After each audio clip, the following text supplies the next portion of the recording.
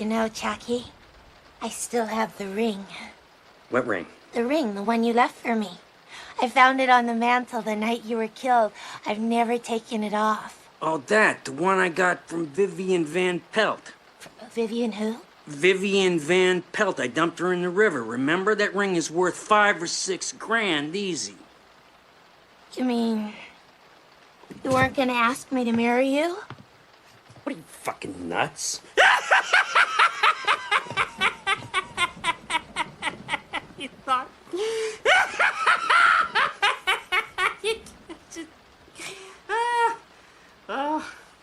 We're back on the Scare Value podcast. I'm Bryan, and here's Pete. That's me. That's me. PTO. He's looking through his notes I am.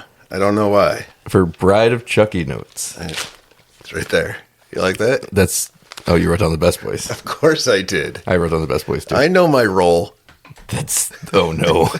We gotta have a talk about your role. I figured out who the best boy was in all the movies I see. Oh boy.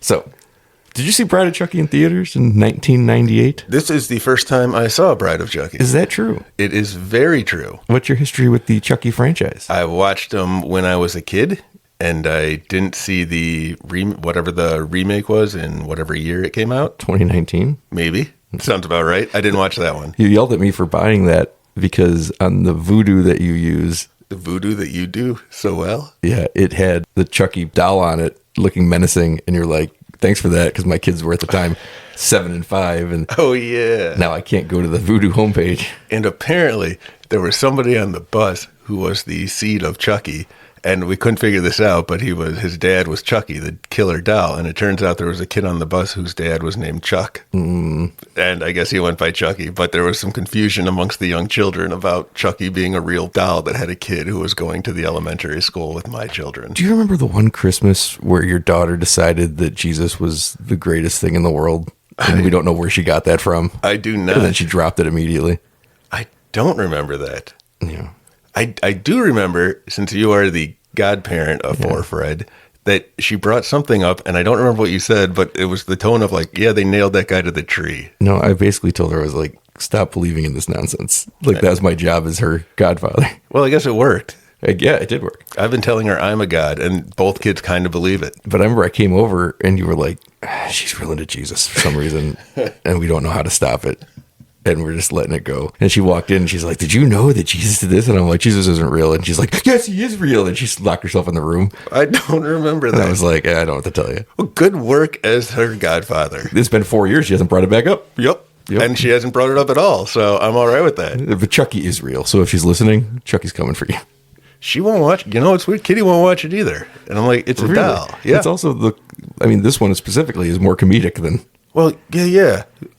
It was the 1 through 3? Yes. No, you're gonna have to walk me through what that was. I think I get it, like I remember, but I don't. It was about a kid. It was originally about a kid named Andy Barclay, who, for some reason, his mother lives in a palatial estate, even though she can't afford to buy him a Chucky doll. I've never understood how nobody brings up that they live in the nicest fucking apartment in the world. Maybe it was like a Cabbage Patch Kid or a No, they were Tickle Me available. Elmo. They were available. Oh. And this mother, we've talked about this before, this mother on his birthday knows all he wants in the world is a good guy doll. And there's a package wrapped that is the exact shape of a good guy doll. And he opens it up and it's all clothes.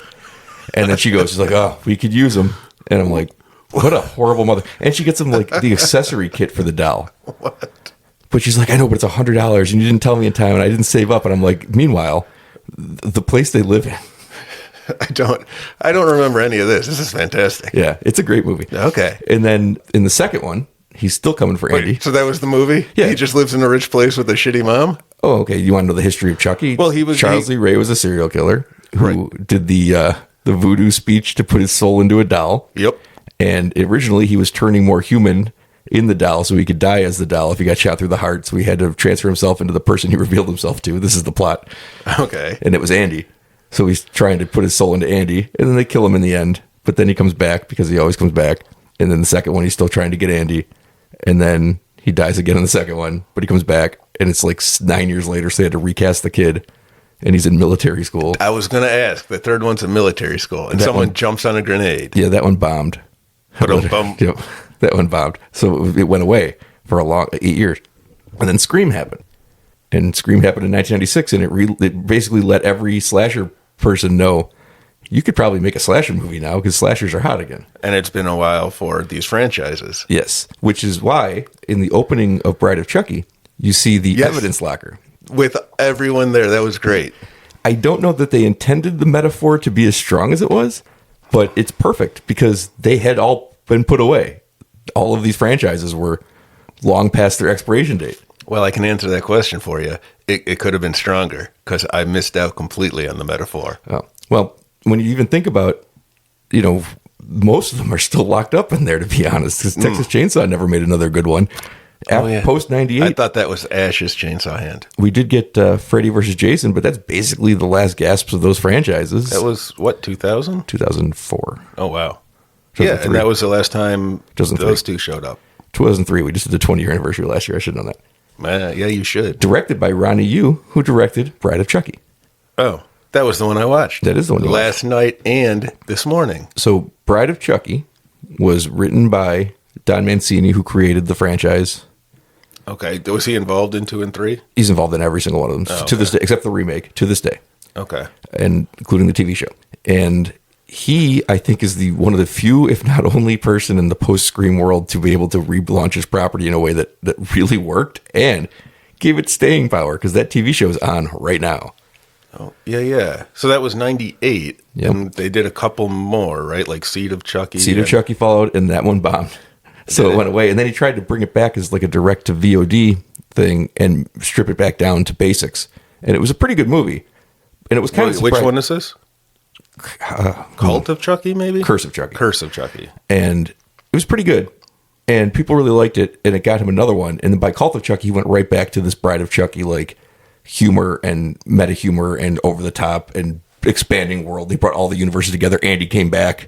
Like, he brought it all back together. The TV show is really an extension of that. And none of this would happen without Bride of Chucky. Oh, so the next two aren't that funny then? It doesn't have that same sense. Seed of Chucky is almost exactly like Bride of Chucky, just nowhere near as good. All right. But it's still, it goes for the same style. It took them like 5 years to make it. And by then, the post-Scream thing was done. So it missed its moment. I gotcha. It also got really just strange. Because, it was a weird take, having been a while. Like, I got it. It was, it's more the fun, campy sort of horror. It's self-aware. Right. Which, I guess it would be after Scream. Yes, and it's one of the few that did it that's really good. And again, it gave the franchise legs for another 25 years and counting. Yeah, I don't know. I couldn't pinpoint how it worked, and then I was trying to think of other franchises that did that, like turn on it, just pivot what the point is, like the character becomes self-referential and becomes more about the bad guy than the humans. Well, they always all become more about the bad guy. As it goes on, they do? What is Nightmare on Elm Street about? Oh, yeah, it's about him now. Okay. What is Friday the 13th about? What is Halloween about? It always, unless Jamie Lee Curtis goes back, it's always about Michael Myers. Yeah, so when do they pivot, just as the franchise goes on? So it's a normal thing. All right, I guess I didn't have a point. Yep. As usual. I'm glad I'm on target. Your whole note is Best Boy 1 and Best Boy 2. Well, I'll get to it. Best Boy Electric and Best Boy Grip. I know. And I think I did more research than you on this. I don't believe that. Well, let's get into the Best Boys. Tell us who the Best Boy Grip was. Glenn Goodchild. It sounds like he's trying too hard. Tell us who the Best Boy Electric is. Danny Diva. Or perhaps Piva. It's Piva. I can't read my own writing. Oh, boy. So, as you know, there can be only one. Yes, it's Highlander rules. Highlander rules. So, sure does. Glenn Goodchild has been the best boy, and a real best boy, in 2 movies. Police Academy and Police Academy 3. I guess he was too busy for Police Academy 2. Danny Piva was the best boy in a lot of movies, including 2010's Red, Welcome to Mooseport, Jessica Alba's Jessica Alba's Honey, and Dracula 2000. I think I watched Welcome to Mooseport with you for some reason. We were just sitting around. That sounds familiar. Right. Was that Ray Romano and Gene Hackman? That is correct. Look at me knowing something. Why do I know that? Gene Hackman's last film. I did know that too. What a note to go out on. Still alive at the time of this taping. Good. Got to keep that note going. Ray Romano, too, just in case. Just in case. And those Police Academy movies, being the best boy on those is a real career achievement, I think. That's a Gutenberg. But remember when Gutenberg was hot? When was he not? All right, fair point. When was he not? I do not know, sir. Was it 3 Men and a Baby is when you're thinking when he was hot? Well, no, I meant as, an actor. People are like, it's all about the Gutenberg. Yeah.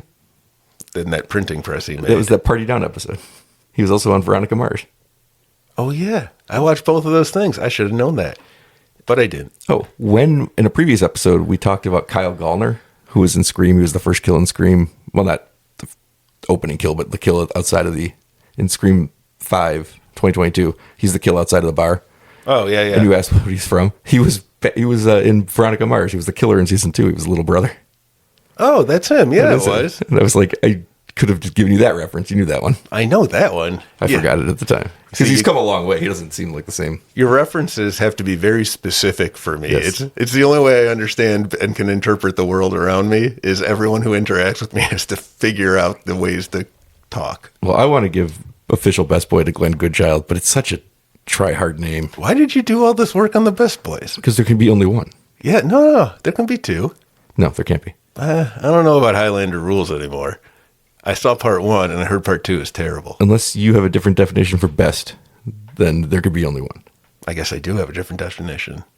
You can be co-best. I mean, he did do Welcome to Mooseport. Danny Piva? Danny Diva. Look at you. Ooh. I've already given it to both of them. This is You can't. You got to give it to one. No, This is the Nic Cage tournament all over again. apparently. Yeah, it is tough for me to rank things. But look at you all twisted up inside. Well, I'll just choose one. Danny Piva is going to be the best boy of 1998. Congratulations. A good choice. 1998. Good work. 1998 was 26 years ago. I really hate when you do math at me. And that was 2 years post Scream. Oh my God, we're old. Yeah. I like that we keep figuring that out every time we have any kind of conversation. Yeah. So this movie introduces Jennifer Tilly to the franchise, which is really one of the big reasons it's continuing on to be successful because she's such a perfect fit. She really is. Now, is she a horror person? Because I remember her being around in the 90s a lot. She was not. And she credits Don Mancini, who she became friends with from doing this movie and then many subsequent things with him, for now loving horror. So she was very late to the horror to the game. Yeah. Okay. She is a natural fit there. She's perfect. She's the best part of the TV show to this day. She's on the show too? Sometimes she's playing Jennifer Tilly. Sometimes she's playing Tiffany inhabiting Jennifer Tilly's body. Oh. She's okay, because right. Tiffany dies in this one, so in Seed of Chucky they have to go find Jennifer Tilly to put her into her body. The actress Jennifer The Tilly. actress Jennifer Tilly. Yes, that what I do like how it did get the the self-referential, and I like the very end when he does shout like you had mentioned earlier. He always comes back. Yeah. He just flat out tells us, "I'm like, it's Chucky for you." But then he says, "But Diane is such a bitch." Yeah, that was also funny. It's a funny movie. Yeah, it generally was. Generally or genuinely? Generally was, and genuinely, it was genuinely, generally well. Nice. Thank you. Brad Dourif is Chucky as always. Big part of this franchise, Has he been in all of them? except for the remake. What the hell was the remake doing?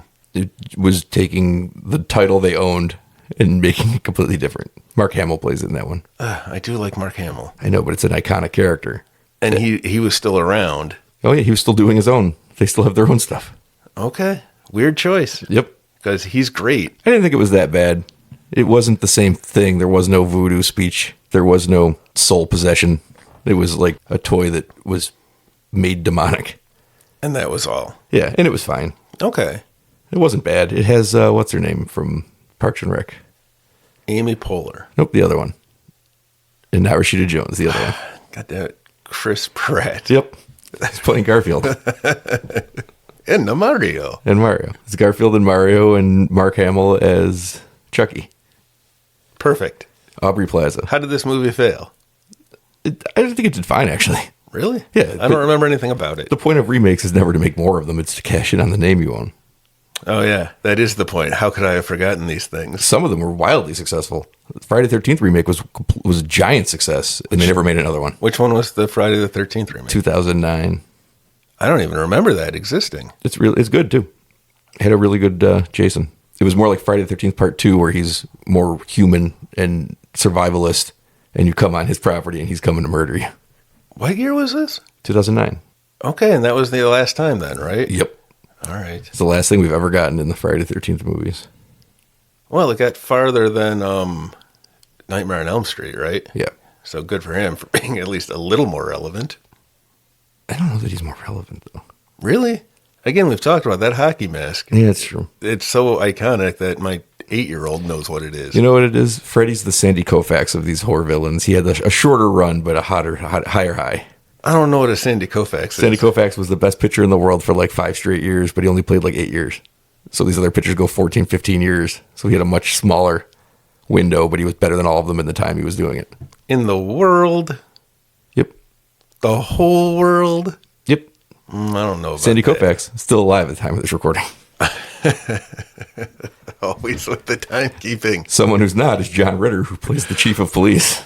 That was also fantastic segue, keeping it on brand. It is weird. I forgot that John Ritter was a thing. Maybe because I never got, like, John Ritter was, again, super hot, like Gutenberg hot for a while there. It was Gutenberg hot in the 80s. Gutenberg hot. I never got it. He did Three's Company in the 70s, maybe? Or Late 70s, 80s? early 80s. Okay, I never really watched that show. People love it. Mm-hmm.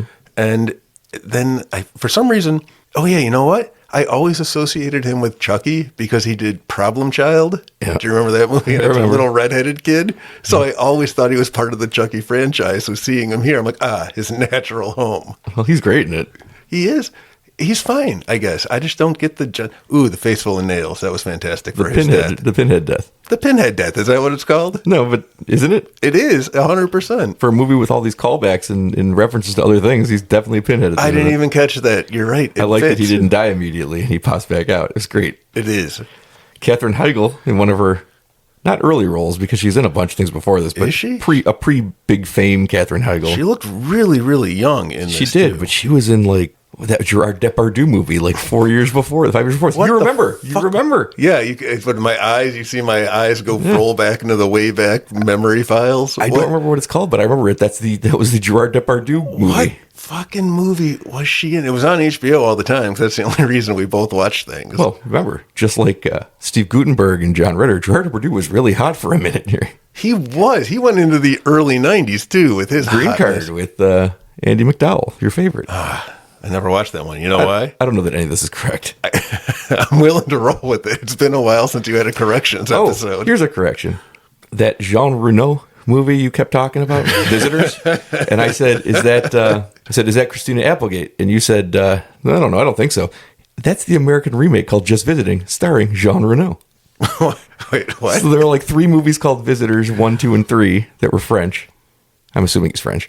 With Jean Reno. And then they made a movie called Just Visiting that's an American remake of it, starring Jean Reno and Christina Applegate. So we were both right. I wonder which one Kitty saw all the time, which is the only reason I know this movie. It has to be Just Visiting. I don't think she was watching a foreign language movie. I don't know what she watches with her weirdo family. I don't either. I don't either. Do you think her dad's sitting down and watching a foreign language movie? He seems like a very much a Gremlins style Mr. Futterman. Fetterman. Remember Fuddruckers? I do remember Fuddruckers. I miss Fuddruckers. Would you be surprised to learn that I have conversations about Fuddruckers way more often than I feel? It's been gone for 25 years. Oh, at least. They used to give you a basket full of fries and like some sort of pita dough, and you could eat the basket. I remember in 1988 going to someone's birthday party, and it was a movie birthday party. We went and saw Beetlejuice, and then we went to Fuddruckers afterwards, and that's the day I discovered I don't like hamburgers. Oh, my God. Fuddruckers was a hamburger place. Yes, and it was a good hamburger place And for a here's while. the thing. People think if you don't like hamburgers, that like, oh no, these are really high quality hamburgers, and they were really good meat. Like, you'll like it more. That's not true. The less meat like it is, the better it is. Because you know what I can eat? McDonald's cheeseburgers.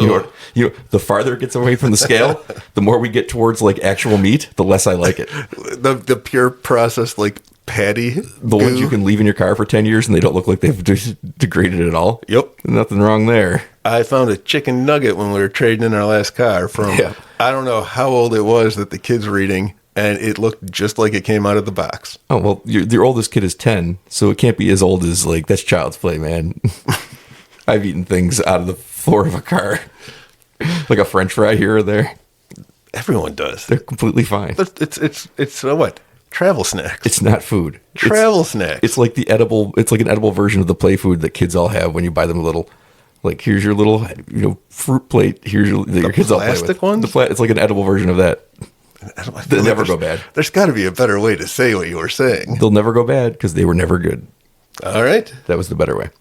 I did not write down the name of the guy who plays the main guy in the movie, Jesse, because we never saw him again in anything. For a hot minute at the very end, it looked like Skeet Ulrich.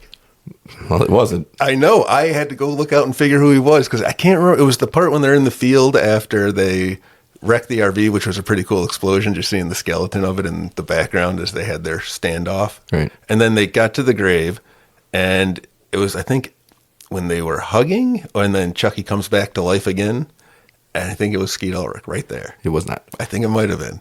And Kathy Najimy is a cleaning lady for some reason. Boggled my mind in 98, boggles it now. She has because I was working at that Amherst Theater there in college when My Big Fat Greek Wedding came out, and that was her, right? That was her big one. Nope. Nope. That's Nia Vardalos. Oh my God, it is. No, she was Sister Act. She was also in that Witches movie. Yes, that Hocus the kids Pocus. like. Yes. Yes. I have an inflatable of Hocus All Pocus now. before this cameo was a cleaning lady in Bride of Chucky. Just maybe she's a big horror fan. I don't know. I think I read, and I always want to preface this, I think I read, because I right. probably didn't. I think I read that she had worked with the producer of this movie before, so she just came in for a day to do it for fun. Okay. Maybe she liked it like Chucky. Right. And Chucky is fun now. It's just such a weird role. She just walks in and sees dead bodies and screams, and like, that's the entire role. Like, all right, thanks for coming, Kathy. It takes her a little bit to notice, though. So she's got that comedic. Yeah. Oh, these tourists or foreigner tourists, whatever she said, as she's cleaning up blood. It's like, I know that filming a movie is difficult and it takes a lot of setups and it takes a lot of, practice and having to do the lighting and stuff like that. But it just feels like she was just visiting on set. Like, hey, you want to jump in there? Which is not at all how it works, but it feels like how it worked. She walked in on the couple who had, they were Trying to rob. Yeah, and then they were on their waterbed and Jennifer Tiffany shattered the mirror above them and it sliced them. Tiffany Valentine, a great name. That was her. Oh, that would explain why she had that heart tattoo. She's a great name. I didn't know that was her last name. Charles Lee Ray, and we get all this new lore we didn't know about this girlfriend that he had. Oh, this is all new? We didn't know about that until now. I liked that she had a very strong, like, the Bride of Frankenstein vibe going on. They even show it in this movie. Right, I know, a couple of times. And I know you've got a big boner for the Bride of Frankenstein. Thank you. Oh, no, don't continue. No, thank you. Thank you. Let's get that word out there. All right. It was a true fact. I'm sticking with for the Bride of Frankenstein, but I don't remember that movie because I was a kid the last time I saw it. It's one of the best movies ever made. It is a Scare Value Hall of Fame movie. Ooh, how many of those exist? Just 4. Oh. 2 every year go in the awards, not episodes because we didn't talk about them, in the awards article. Oh, okay. So there's a part 1 and a part 2 every year, and every year 2 movies get put in. The first 2 movies were Halloween and Night of the Living Dead, and this year it was The Exorcist and... Good work knowing your own awards. It's the one we're talking about. What a Hall of Fame. Bride of Frankenstein. Bride of Chucky? This one will probably never make the Hall of Fame. You just said it was in the Hall of Fame just now. I heard Bride you. of Frankenstein. James Whale's masterpiece. Starring Brendan Fraser. Did you know that he didn't want to come back and make the movie, and Boris Karloff didn't want to come back and make the movie, and they both thought, well, we can't really top it, so who cares? And Karloff was just like, I don't even want to do this because I don't want to talk. He didn't talk in the first movie, and he hated the idea of giving the monster speech. And they were both completely wrong because it's so much better than the first one, which is already a masterpiece in its own right.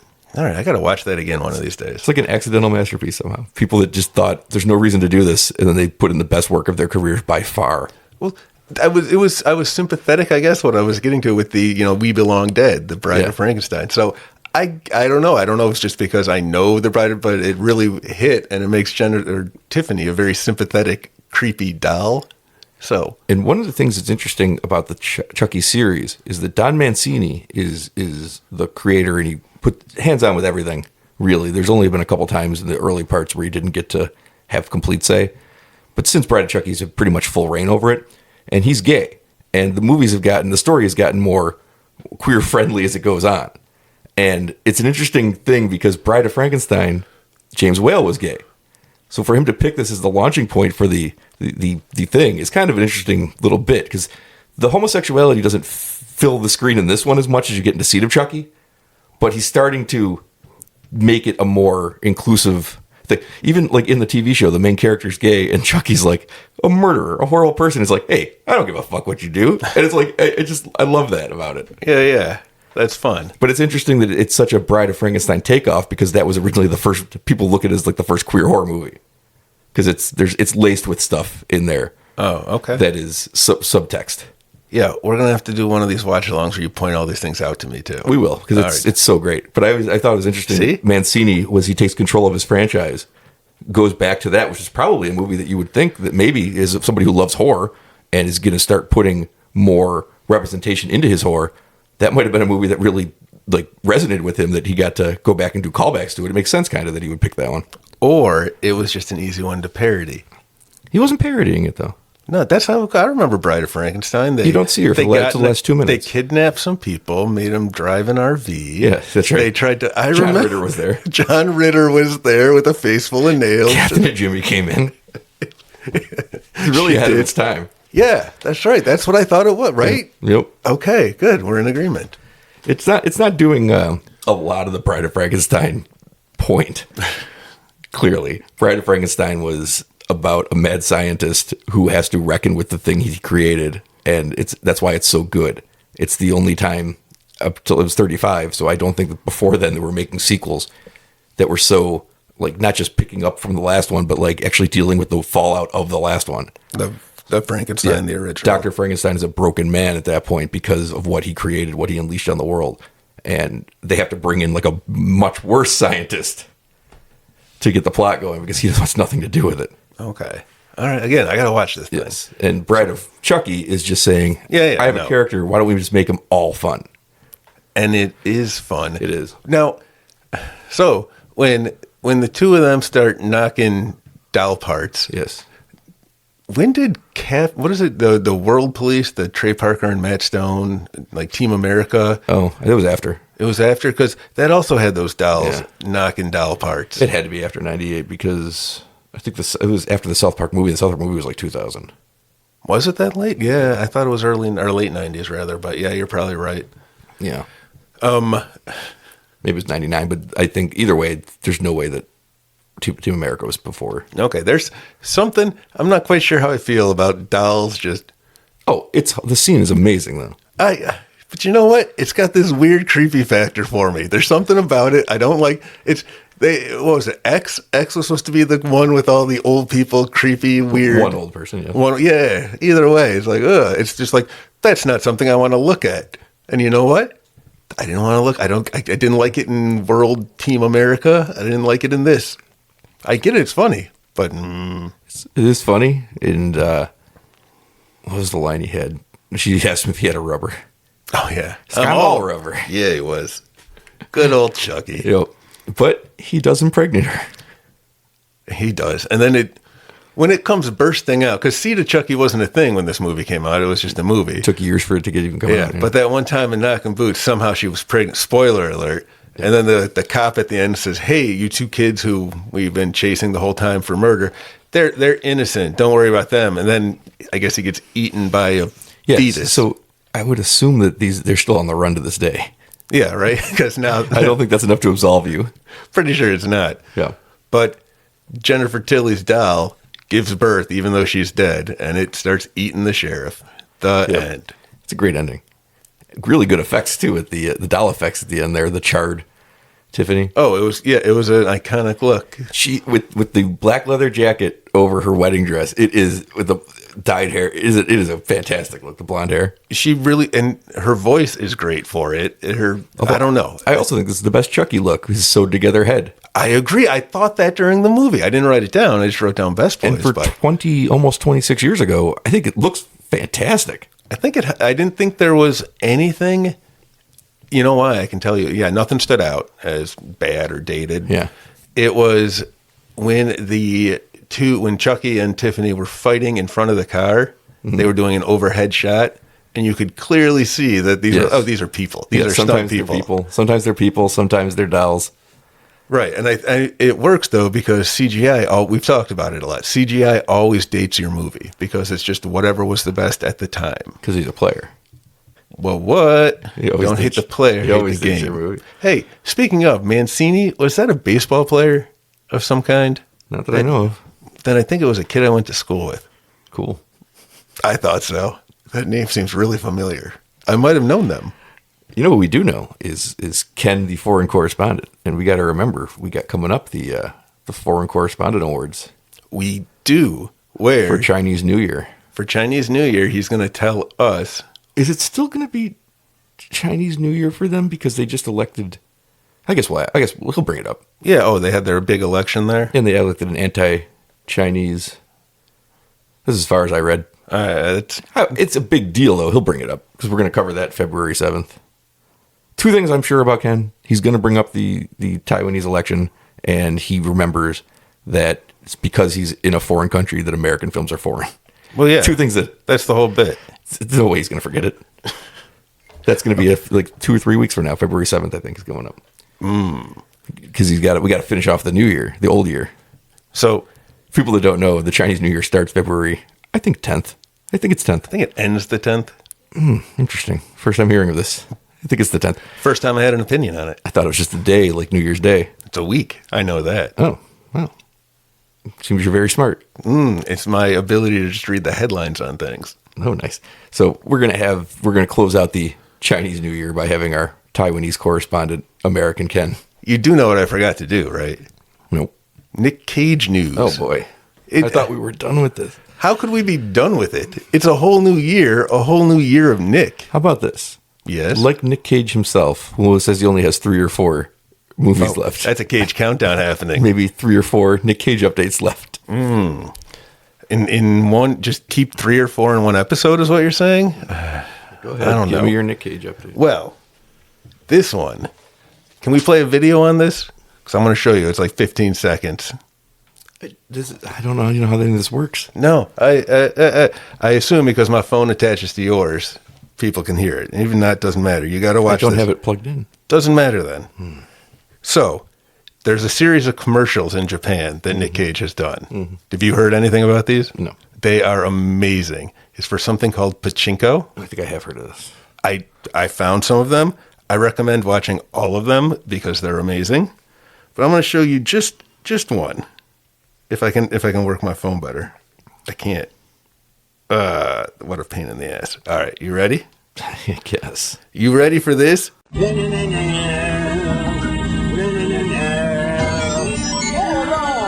be darned to it. What the heck is going on around here? I'm all year long. Whoa. I don't understand. Yeah. That's all right. Yeah. Little girl, get her home now.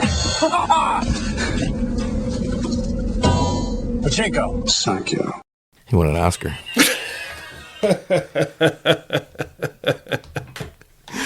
What do you think? Tell us what you saw there, Brian. Well, he was playing an over-the-top cowboy, driving a pickup truck down a road, and then spacemen came, and he danced with the spacemen, and then he headbutted the spacemen and plugged the product. Had a real hoedown. Sure did. As he said. So that's pachinko, or pachenko.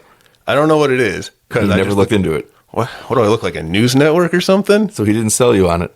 I don't know what it is. My guess, based on the other commercials that I saw, is that it's some sort of gambling thing, like a casino game or something. But I'm not sure how you get there because he keeps saying, like, I'm going to go there to Cinco. So everybody go to Japan.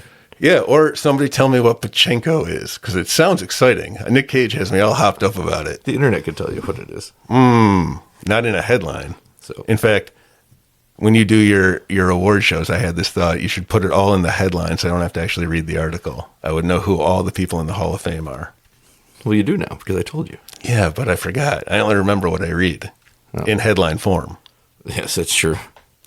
And I appreciate that you tell me when you've done a Pete research, you're like, I read the headline. I'm like, see, it's easy to do that. We both read the headline about the election in Taiwan, and I was like, it doesn't affect me. And that's pretty much the thought I had. And I said, I wonder if it affects our foreign correspondent. And I figure he'll bring it up if it does. Exactly. If not, it's not important.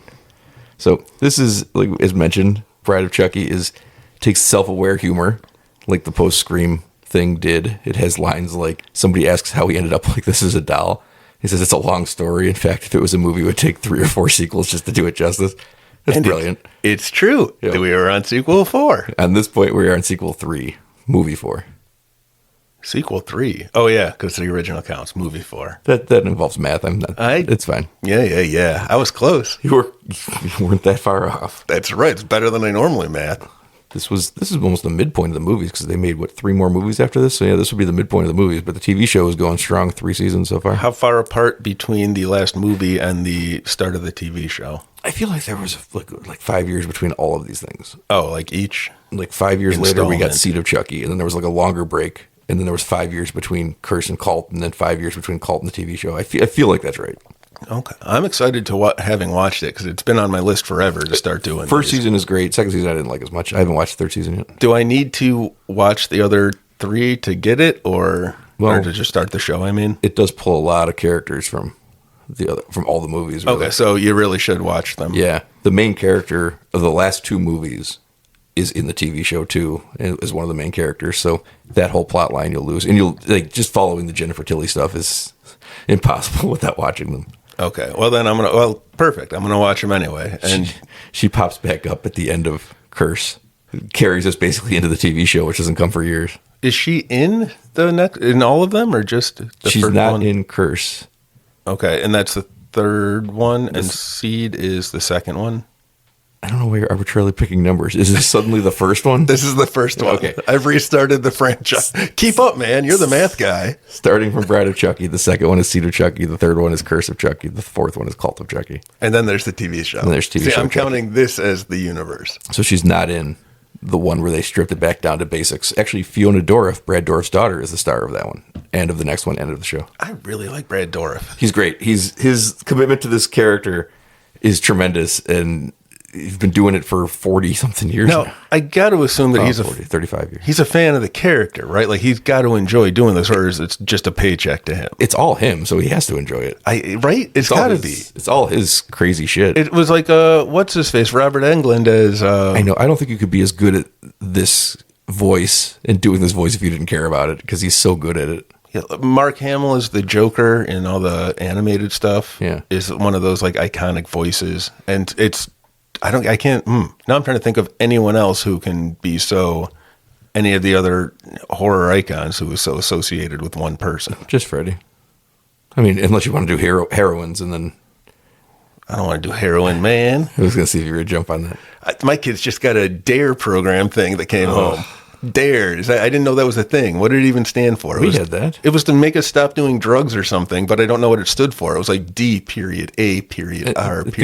I think it's like a KFC situation. Where they're not allowed to say what it was anymore because it's not really. It doesn't stand for anything. DAR. Drugs are really excellent. Is that what they were teaching us? That's what it is. I just remember I found my when my mother moved a couple of years ago, I found my 6th grade yearbook. And it said, there was a big sticker I put over the cover. It says, "Say no to drugs." And I put white out all over the no and wrote yes. Because I was a cool rebel when I was 11 years old. Stands for Drug Abuse Resistance Education. Well, good work on the education part, let me tell you. That is Nancy Reagan's legacy. And it's still going on. I didn't read it. 'Cause it's still sitting around though, because I don't throw anything away. I got to look at that, see what they're saying. I think it was like a pledge for an 8-year-old to say, "I won't do drugs." Wow. I don't know. I didn't read it. He should turn it back in and just add the word "again," just to see what they do. Right. He probably would. He's not that bright. That's fairly bright. What are you saying to me? I came up with it. No, I mean, he'll just turn it in. I'll go, "Here, turn it in." He'll be like, "All right." Did you want to get into the plot of Bride of Chucky? There was a plot? We have 2. I thought I described it when I said it was the Bride of Frankenstein. We have a Romeo and Juliet situation. Jade and Jesse run off together to get married. That is my Romeo and Juliet. And John Ritter is against it, so he's trying to track them down, and he gets taken out by... Well, he was just a dick. As near as I can tell, he was an uncle. What happened to her parents? Did they ever say? I'm sure they've mentioned it. It wasn't that important to the plot. Clearly, but she was living with John Ritter, who, Yes. as far as I remember, he was known for his likable, Yep. funny guy roles. Yep. And then he was also the one who took away Johnny Cash's death. We've done that already. I know, but I'm just saying I remembered it now. And and now this was a very dickish role. Those are the things you know him for. This I just went through my list in case anyone wanted to know that. Funny roles you've never watched. Mm-hmm. Blaming him for Johnny Cash not getting enough attention. And then when he died. And then, are you taking up the death updates? Yeah, I was. And then For also you. doing this role. Yeah, Okay. and you know what? I think he was on Scrubs a couple of times. He was, and he was in Buffy the Vampire Slayer. I don't remember him in Buffy. He was very much a role like this. He was an evil robot. Oh, I do remember that. Yeah, I don't think I like John Ritter. That's I liked him in this, though. it's too late to tell him. Well, that's a shame. He was good in this because I think it was one of the first times he was playing against type, where you expect him to always be the. The funny guy, Yeah. it's always, and he did a good job with it because he was just a controlling jerk. I'm sure you watched Stay Tuned 1,000 times because it was on HBO all the time when we were growing up. Was that the one The remote control. that sent them through? I get that one confused with Mom and Dad Save the Universe. Did you get that remote control from Don Knotts? Wasn't Don Knotts a fish or something? He was the incredible Mr. Limpet. Is that a fish? Yeah. All right, I was right. He was also the Mr. Chicken in the Ghosted Mr. Chicken. Wasn't he in the Apple Dumpling Gang as well? I don't think so, but he was definitely in Mayberry. What is a Mayberry? You know, Andy something? Griffith. The Andy Griffith Show. With the kid who whistles and a young Kurt Russell. I gotta look up Stay Tuned. Young Kurt Russell was not in. Sure he was. And he had that dog, Old Yeller. Yeah. Stay Tuned, 1992. Pam Dauber. Jeffrey Jones. We've talked about him enough on this podcast. I don't know who Jeffrey Jones is. Yes, you do.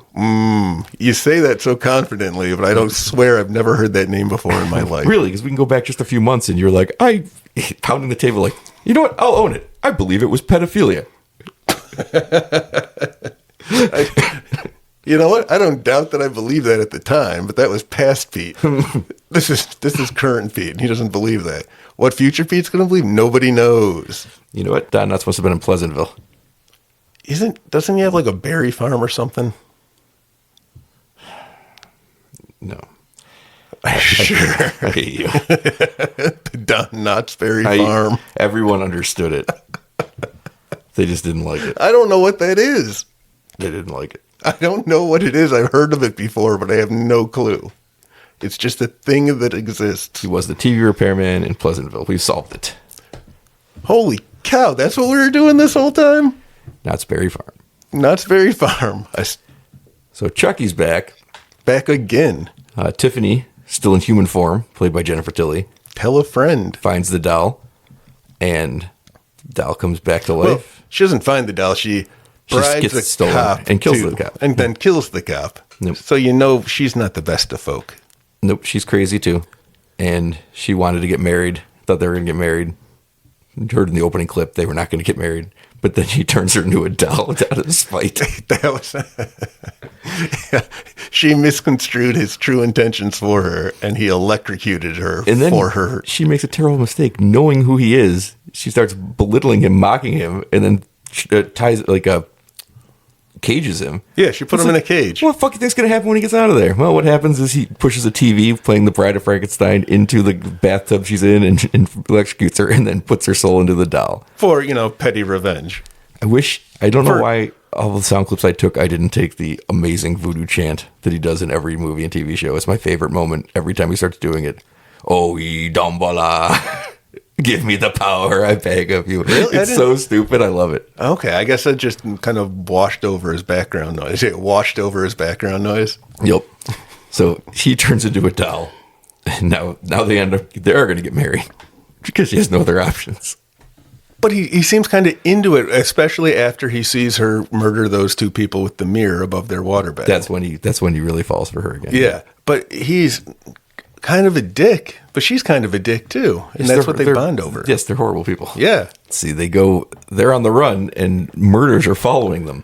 So people start suspecting each other, Jesse and Jade, of being mass murderers. Because everywhere they go, they leave no survivors. Wait, multiple murderers. Mass murderers do it all at once. That's a point they want to make repeatedly. They do. And did you they made, I think, a Natural Born Killers reference? Probably. Yeah, because that was out around then. Yeah. But the reporter came on the radio when the two of them were driving together to make them throw suspicion on each other. Yeah. Or the announcement was like, well, there's been a whole bunch of murders found. It was so cheery and drive time radio-y. Yep. And they end up getting married anyway, even though they both suspect the other one's trying to kill. Did you know she was from Lockport, New York? That was where it started. Who? Katherine Heigl. Yeah. Look at me. Yeah, it says Lockport, New York. Wow. So that's by the falls. Okay. Which they ended up at to get married. Huh. I brought it back. See, that's what sparked the thought in the first place. All right.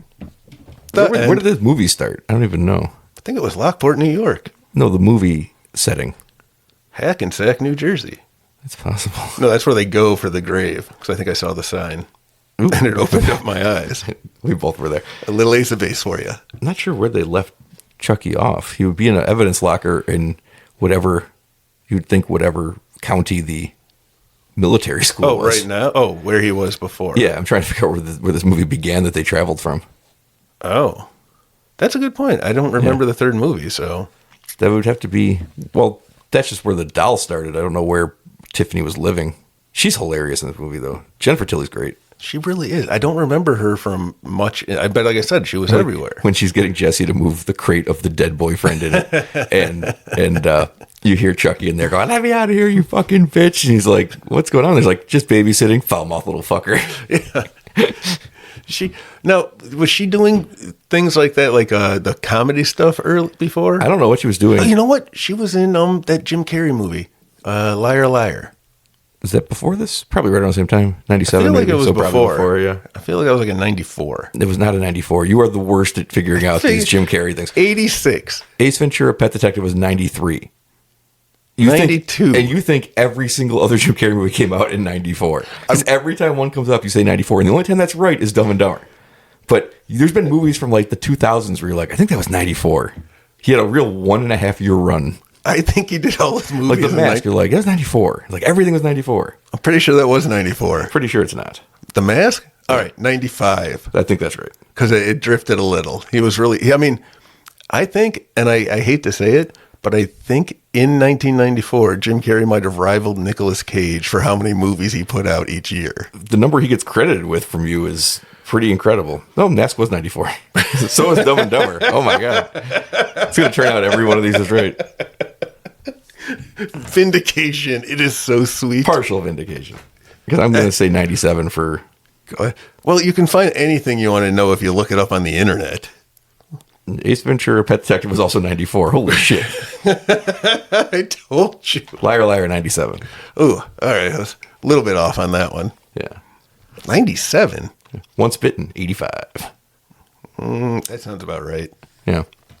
No, he did have a 94. I'm telling you, Nicolas Cage, not quite, but he was rivaling him. Pretty insane, actually. Ace Ventura is the thing that launched him. I mean, Living Color launched him. I know, but as a movie star, Ace Ventura did. But he already had The Mask and Dumb and Dumber roles either lined up or already in the can by the time that movie came out. It's pretty crazy. You'd think that you would get Dumb and Dumber because of Ace Ventura. Maybe it's the same studio or something. I don't know. I've never actually done that deep of a dive. No, into you just Jim say Carrey's 94 career. and you're right way more often than you should be. Yeah, that's true about most things. No one ever believes me. Batman Forever was 95. Not you, not my wife, not my children. Nobody should. Yeah, fair enough. So they have a friend who comes to explain to them that they're not actually killers and that this is all a misunderstanding because they both are calling him to say, I think he's the killer. Yes, and having heard both sides of their stories independently. But then he finds the body of the chief. Chief Nailface, Pinhead? Chief Pinhead. And he's like, oh, it is them. And then he walks out into the street and gets run over by a truck. Oh, it was great. That was really fun. And it was CGI. Yeah, but it was still great. It was like a complete explosion as the truck just obliterates them. It was still great. Yep. That doesn't seem to bother them again after that happens, by the way. That's a fair point. I know that they're in some high stakes life and death situations, but they kind of just walk out of there like, all right, we got away with it. I appreciate, too, that the dolls had guns this time, because that's always been my problem with why I'm not afraid of dolls, because they're so tiny. What? just take your sentence in a vacuum.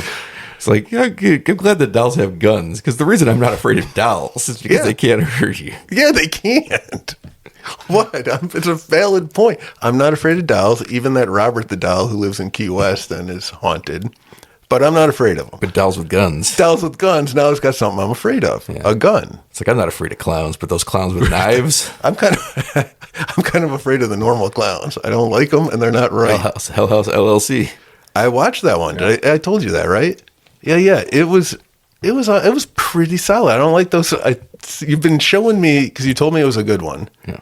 You've been hitting me with a lot of found footage. This is Hell House LLC Origins, the Carmichael Manor. Is that what it's called? That's what it's called. Really? The very first one? It's not the first one. That's the one I watched. This is a prequel. Oh, I watched the first one. Hell House LLC? Oh, I never saw that.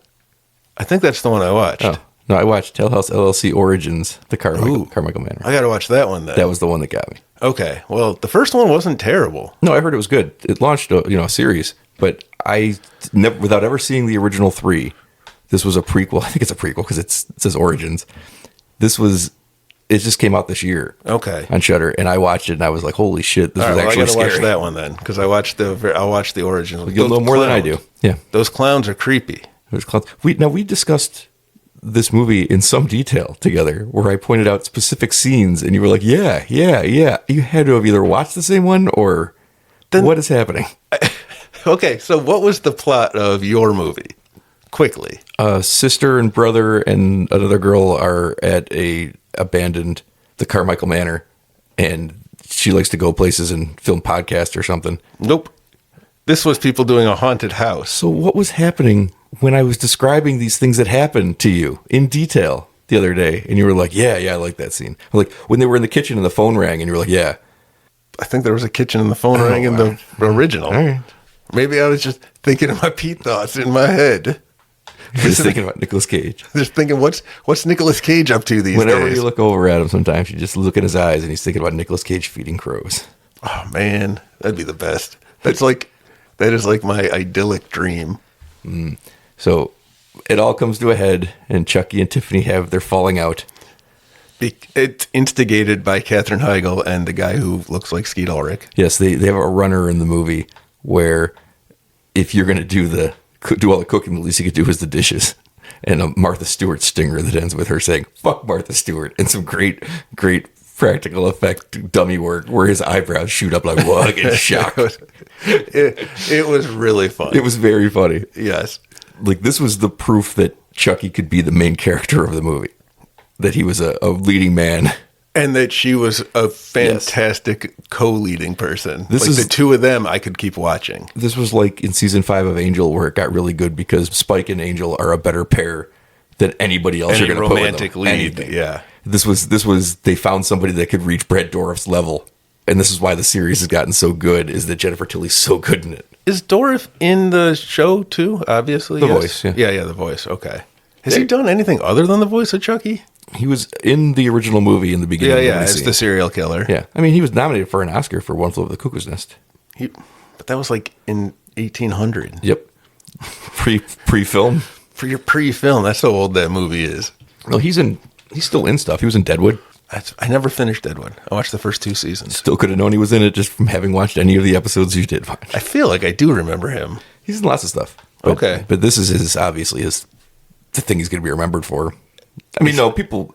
When he dies, it'll say they'll probably put both. Well, of course, they'll probably put both. They'll probably put One Flew Over the Cuckoo's Nest and this. I don't think so. Well, I think they will. I think they will, but that's for, I don't know. It's just like, one of these accolades. Like when Robert Englund dies, it's just going to say Freddy Krueger and Nightmare on Elm Street. What else did he do? Well, he's been in tons of things, but that's just what it's going to say. Brad Dourif having that Academy Award nomination in a movie that's like won so many awards and is such a classic, it'll get in there. Because like the interesting one to me now is Jamie Lee Curtis, because it was always just going to say Halloween, but now she won an Oscar too, so it'll say Oscar winner and Halloween star is my guess. How much time a day do you spend writing? All the times. All right. So that's what people do when they don't think about Nicolas Cage all day. Yeah, they think about what people are going to say when they die. Yeah, all right. You know what? I think I prefer my way of thinking, friend. I have to keep track of these things. How would you know that who's dead and who's not if I didn't bring it up every time? Fair enough. How would you know what Nicolas Cage is up to if I didn't bring it up to you every time? Nobody asked, though. Well, I'm not going to lie. I guess I am kind of interested on what somebody's epitaph will say. I think my favorite line in the movie, because I wrote it down here, was when a character, one of my favorite things in these movies is when a character is rude to Chucky, because they don't know he's real. So they'll grab him and just drag him and bang his head into the wall. Or they're like, look at this stupid little doll. And you always know something's going to happen. Yeah, that happens in this one where because he's got all the stitches on his face, and a person goes, it's like, what an ugly fucking doll. And he goes, my name's Chucky, and I wouldn't talk if I were you. That's my favorite moment. But usually when those things are followed by a murder. Yeah. You know what movie tried to do that and didn't do it nearly as well? Megan. I didn't consider when we picked Bride of Chucky to talk about that I was going to have to rehash the Megan thing again. Now, you said you couldn't wait for 2023 to be over so that we didn't have to talk about Megan anymore. And then you brought it right up in 2024. Because I couldn't help but notice, given this fantastic example of how to make a doll funny and have people deserve to die. But this was the fourth try. This wasn't right out of the gate. Yeah, but those first three, they were playing it for straight up horror. I don't know. Not really. Really? No, the first one, the first half of the movie really does. And then halfway through the movie, it has this wonderful twist. Not twist in the narrative, but when they all find out that he's real, it has this wonderful turn where it becomes more the Chucky show, and he's foul-mouthed. And there's a great moment where the batteries fall out of the pack, and she realizes the batteries haven't been in the doll. I remember that. And she opens at the back, and the head spins around, and he goes, "Hi, I'm Chucky. You want to play?" And she drops her. So she grabs her, and she's like, "If you don't talk to me, I'm going to throw her in the fire." And then he immediately turns and goes, "You fucking bitch! I'll fucking kill you." And from then on, he just never shuts up. And the reason people like the second one better than the first one is it takes the second half of the first movie and just makes the whole movie out of it. Okay. So it's not playing it as overtly for comedy, but it's hilarious. Okay. So if you go back and watch the first one, the first half is very standard what's happening horror. Now you know, but nobody else knows. And then once the cat's out of the bag, he's just like walking around like, "Hey, fuck you, fuck you, fuck you." And it's tremendous. I do remember that, I think. Yeah. Hearing you describe it, that puts it back in my brain. You're It's right, so for the funny first one. when he's got to like go have a conversation with the guy that knows voodoo about what's happening, and it's like, this is so silly. But I love that they only kept it for about 45 minutes. They're like, now we're going over the top. Right, so we agree. Sylvester Stallone style. Turn that hat around. Bride of Chucky is a way better movie than Megan. Bride of Chucky is a better movie than Megan. All right, so nobody everyone said it agrees wasn't. with me. Are you going to go see Megan 2? Of course I am. Is 2.0? Allison Williams in it? Probably. I like Allison Megan Williams. 2.0? Probably. I don't need to, but I think you do, because you're obsessed with this movie. it does seem like it spends a good portion of my non-Nicolas Cage brain power on it. I never even though it's another killer doll movie, I never even thought of it this entire time. From watching Bride of Chucky, to writing notes about Bride of Chucky, to discussing Bride of Chucky, and you're sitting here like waiting for your moment. I don't even think that I have to stop right there. Ooh, yeah, there's nothing else to go on. That was it. Good call. I don't even think I hate Megan that much, but it just seems like such a milquetoast weak. I don't sauce, disagree with anything you're saying. and it bothers me. What bothers me is that we went and saw the movie. You walked out and were like, "Yeah, it's pretty good." Like you always do. And then for some reason, like 8 months later, started being like, "You know what movie I fucking hate is Megan." I was like, "Oh, did you watch Megan again?" And you said, "No." No, I haven't seen it since the theater. What's your point? What happened? I don't, just something as it festered in me at how it was just And Uncle festered? No, Uncle festering in me would be fun. I have a few of those things that are like just growing and bubbling kind of underneath the skin. Yeah. But anyway, I forgot my little point. God damn you. Your Le Point? My little point. Was that the Jean Reno character from Visitors? That was my attempt at his accent. Le point. He was also in French Kiss with Kevin Kline. Ooh, because he's French. I think he was for a while after Gerard Depardieu went away. It became the Jean Reno is my French guy in American films. Who's that guy now? Do we have a French guy in American films? Do we have American films? What are we doing with films these days? I don't know. I only watch horror. That's right. That's where I live. I don't know what other movies are like, and it seems like most movies are horror anyway. Yeah. I want to make sure I'm right about this. Just visiting. There it is. Just visiting 2001. Christina Applegate, Malcolm McDowell, Tara Reid. I can see why I've never seen that. Bridget Wilson. Oh, wait. It's Malcolm McDowell, not Andy McDowell. You confused me there for a second. That's right. I wonder how many movies I haven't seen because I got the wrong actor in. I'm like, oh, McDowell. I'm not watching that. That's ridiculous, though. You'd love her in A Clockwork Orange. That's probably why I've never seen that one. Here's Les Visiteurs. I don't think that's the one she's watching. Maybe that's the one I watched. I don't think it is. You know what's a good French movie? Brotherhood of the Wolf. Oh, Jesus Christ. There are at least 2 Les Visiteurs movies, and then Just Visiting, which I believe is the remake. Yeah, are we going to watch all 3 of those at some point? I'm never going to watch any of those. I don't know. It feels like a Christmas movie marathon coming up for next year. I don't think so. That'd be funny if we all picked a Les Visiteurs. a Visitors movie. That's our Christmas. Yeah. Christina Applegate's still alive, but has multiple sclerosis. What? Why are you taking such joy in these announcements? I thought that was going to be easy to get out. It was. Oh no! When did this happen? For some reason, that was not her having multiple sclerosis. I love her as an actress. I think she's great, and I wish that it wasn't true. But my constant death updates. For some reason, this one got me. That one, you just tickled your funny bone a little bit more than everyone else's grim death. The act of doing it was funny to me. Oh my gosh! Oh, poor Christina Applegate. Ow. She was on the Emmys this year and received a standing ovation. That was yesterday in the time we're recording this, or 9 days ago when it comes out. 8 days a week. Yeah. And not enough to show I care. Really messed me up when I was a kid. My grasp of time was sketchy enough to begin with, and my parents listened to the Beatles a lot. Did you hear the new Beatles, the last Beatles song? Free as a Bird? Nope. They have another one. How? Well, that's a good point. They actually got 3 songs from demos back then. Free as a Bird, Real Love, and they got one called Now and Then. And they Frankensteined it together? They couldn't get it to work. They couldn't isolate his audio enough. The technology wasn't good enough back then. But they had recorded stuff with George Harrison during those recordings for it. But George didn't want to release it because he's like, it can't clean it up enough. Technology got better. They were able to isolate his vocals, and they were able to put it together. And they actually had George Harrison playing stuff from the 90s when they did that, late 90s. So they did Frankenstein it together.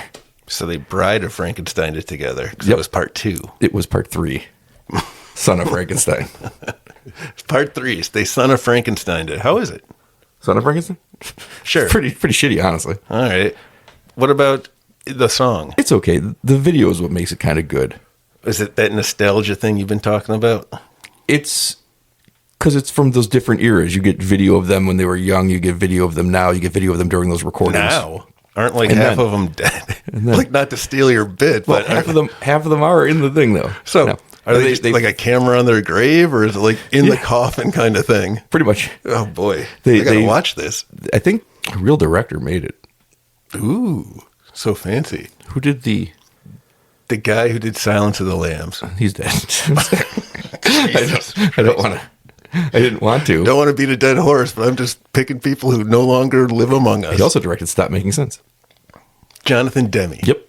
And Jonathan Demme. I think I went to school with him too. Did you know that Talking Heads, they have not performed together since they broke up, except for the Rock and Roll Hall of Fame many, many years ago. But they were all together to promote the re-release of Stop Making Sense last year. And I doubt they'll make any music together, but it'd be pretty great if they did. I don't disagree. You turned me on to the Talking Heads. I always liked them, but I believe back in the days when you had CDs and you could burn them, you burned me all of them. It's pretty great. And I think David Byrne's just like, I just don't see the point of doing it because I can make whatever music I want now. What's the difference? I agree. Unless he wants to just hang out with his old friends. Which I don't think he does like them that much. And it's been decades. But that's why it would be kind of interesting to me. Hey, Guns N' Roses got back together. Anybody can get back together. They did. They have not put out new music, though. I was just talking about Guns N' Roses the other day to somebody and going to the concert in Toronto in the early aughts. That's right. And how we were with some people who were clearly Guns N' Roses, like the people next to us were a couple of couples, and they were clearly fans of Guns N' Roses when they were in their 20s or 30s back in the early 80s. Yep. And they were drinking and smoking pot and just having so much fun. And then by the time they got to the Guns N' Roses taking the stage, they went home because they had partied themselves out way too early. And they were too old. And they were too old because... Was that the time we went and we got to stay in the hotel for free? Yes, it was. We got coming home from the concert, back to the hotel from the concert, we saw a fire truck pulling away. And then there was a note on the door the next day saying... We apologize for having to evacuate the building. Here's your room and board were free for the night. And it was a fucking nice hotel. But I think the valet stole all the quarters out of your car. They stole my cigarettes. They stole my quarters out of the car. And then the guy was like, I was telling him about it when I was pulling out. I was like, yeah, you should know this. Somebody stole all this stuff out of the car. And he's like, oh, well, you don't have to pay for parking then. I'm like, I don't care about paying for parking. You should know that somebody who works here is stealing from the car. It was him. It probably was. He's like, uh-oh. You know what, Pete? I've never put that together.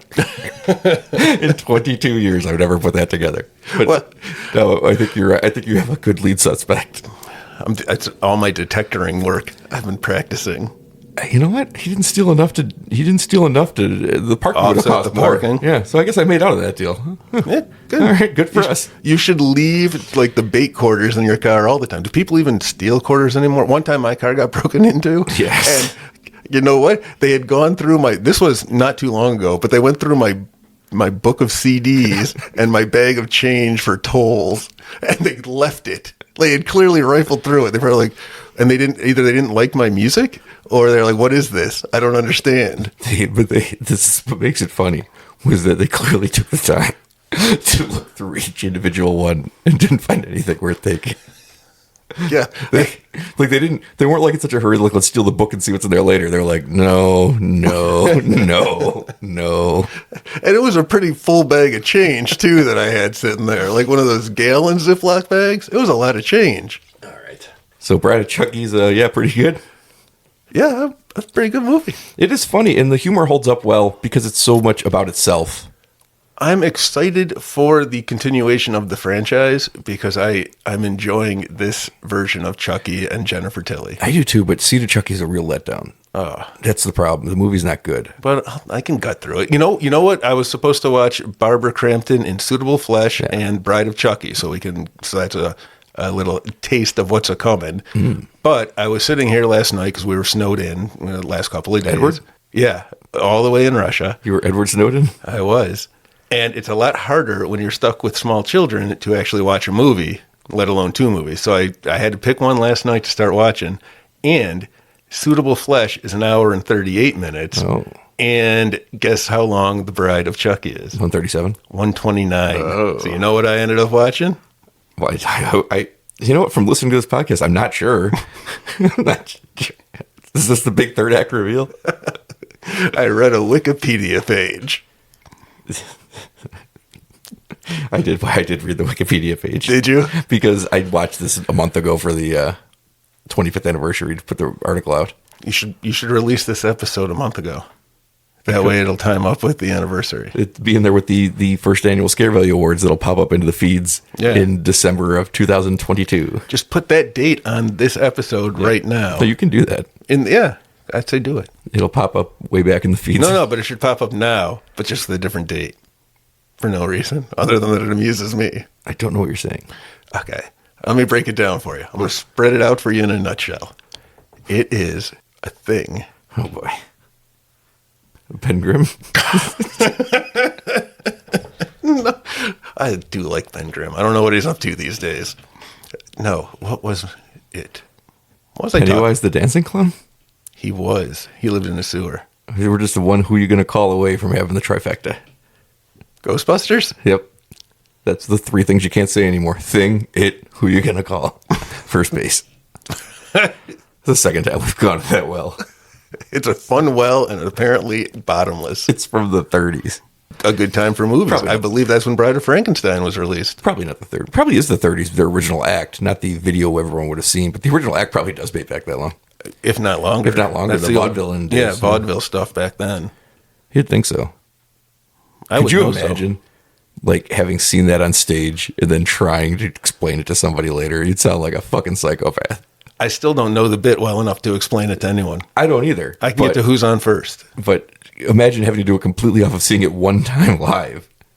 Because it would be... You would sound like a nut. It would be like one of the funniest things you've ever heard. So you definitely want to tell people things. And you're like, no, you don't understand. The guy's name. You have to understand. Shit. That would be tough. It would be amazing.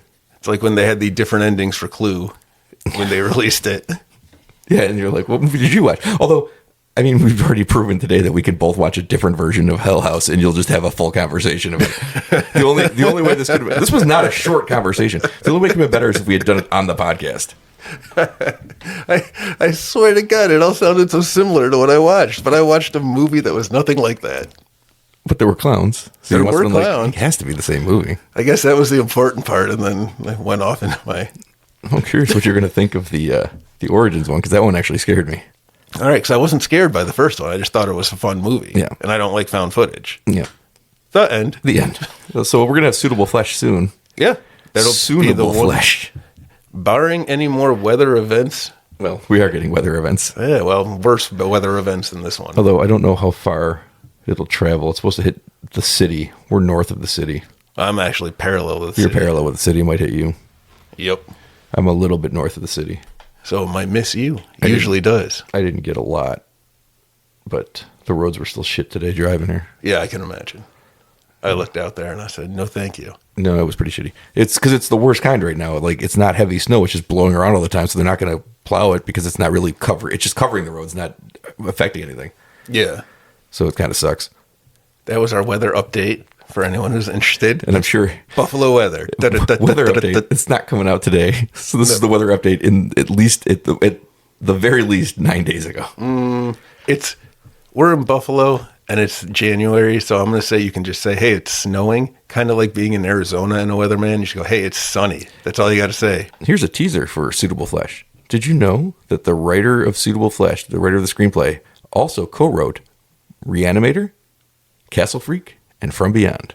Those are the 3 H.P. Lovecraft-inspired movies with Barbara Crampton and Jeffrey Combs. Jeffrey Combs. And I like all 3 of those movies. You didn't like Castle Freak. No, I didn't. I like all 2 of those movies, and I like all 3 of those actors. And he wrote this one. He didn't have a credit for the last 11 years. There were only 2 actors. He came back to do this. The only problem with Suitable Flesh is that Barbara Crampton is in a different role than the old Barbara Crampton role, and Heather Graham is in the Barbara Crampton role. Nothing against Heather Graham, but I like Barbara Crampton in the Barbara Crampton role. I like Heather Graham. I do too. She's great in it. Okay, cool. But I prefer Barbara Crampton in the Barbara Crampton role. What role does she play? Because The main character, because she's not the lead female in this one. Heather Graham is. I liked her as the mom in whatever that movie was. You're next. You're Next, yeah. And so that wasn't the same role.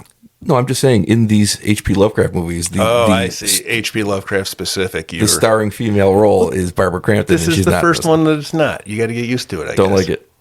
You know what? She wasn't the starring role in The Color Out of Space. She wasn't even in The Color Out of Space. Exactly. You know who was? Yep. It was Nicolas Cage. All right. All right. I know the Cage. He did not win the Nicolas Cage tournament. If you haven't heard that, No, I know. you'll never guess who wins. I can promise you. I don't know. It's pretty obvious. I promise you. That's what I wrote on the thing too. Like, I promise you'll never guess the winner. It was Nicolas Cage. Yeah, I think we all won that day. No, we didn't. All right, we've been going for a long time. Yeah. Have fun editing. Yeah, it's gonna have to. That's why we had to go longer, because I'm gonna have to edit at least 45 minutes out of this. What are you talking about? It's gold. Solid gold. Like the 20 minutes I had to spend looking up just visiting. Well, that's an important thing to look up. And when I had to stop the podcast to look up which disease I was going to make a joke out of for Christina Applegate. We're not good people. Apparently not. But we all knew that. I think that you're the problem, though, because I only did it because I knew you'd laugh at it. And I'm the problem. That's my fault. So I had to make a horrible joke I at feel like someone's expense. this is how we were kicked out of honors English. This is how we got our seats moved in gym. Oh yeah, that was a rough one. Beat that. We'd have at least one class together every year, and we'd always have our seats moved, including once in gym class. That one was a rough one. I think they were bleachers. They were bleachers, and I wasn't allowed to sit near you. That was a weird one. Yeah. Speaking of a weird one, join us probably next week for Suitable Flesh. Oh, it'll be on When- like Donkey Kong. Pete will tell us all about The Thing on the Doorstep, Oh, that's what this one is based off of. loosely. I got to go read that one again. And we will meet H.P. Lovecraft's horniest demon Exciting. in a movie that is pitched as a throwback to Stuart Gordon's 1980s H.P. Lovecraft movies, but really feels like a mid-90s 2 a.m. movie channel / Cinemax. Somebody described it this way? Everyone pitched it as that. I describe it as that. It Okay. feels like I was watching a movie at 2 a.m. hoping to see nipples. Ooh. And I saw them I'm so excited. in the hallway. And I just can't hide it. I might have actually seen them in the hallway in this movie now that I think about it. Ooh. I just watched it again. In the hallway. I don't have that button because I had prepared 2 things for this one and for the one we were going to do. So I had to take I saw her in the hallway out. Oh, man. We're going to get to that at some point too. I don't know when. But for now, we're done. Go to scarevalue.com. If you want. Follow us on, this is all suggestions. Yeah, I don't want to, like, make people do anything. No, go to Facebook and Twitter and don't use those things. No. Go outside. Yes. I don't use those things. No, One time I used, what is it? Google? Bing? I don't know I wasn't there. Mint Bingaling ice cream? But I bet if I pull up either of those things and type the letter P in, I know it'll come up first. It's going to be Pornhub. Look, I don't know why it does that. The way I figure it is the first time I had the phone, I accidentally looked up. That was great. That was great. Anybody who didn't hear that story when his wife Kitty was on, she said she had to use her phone for something, and she typed in P, and the first thing that popped up was Pornhub, and his name is Pete. His email starts with P. Everything around him is a P. And she's like, but that was still first. And his excuse was, someone must have, when I first got the phone, used it to search for something. And she couldn't care less, but it was still funny. Someone did. She told me she prefers it when you find other ways. She tells me that too. Oh, she said, just take him to a movie. Yeah, that's what she does. That's what she says. She calls you up and says, hey, Pete needs to go to a movie now. Yeah. Then you come pick me up. And I know whenever you call me, you're calling me just to go to a movie. I'm like, I've been annoying Kitty. I'm getting called by Bryan today. It's true because I've never done that. Like, we'll make a plan normally when something's coming out weeks in advance. There's never been a day where, except for the day she makes me do it, where I'm like, hey, Pete, what are you doing? You want to go see a movie right now? Nobody. We're grown adults. Nobody wants to just drop everything and go see a movie. That's a plan. You have an idea and you have to set time aside for it. Of course. But whenever I call him and say, want to go see a movie, he's like, oh. I know that I've done wrong. Guess it's time to go again. Speaking of time to go, rock until you drop.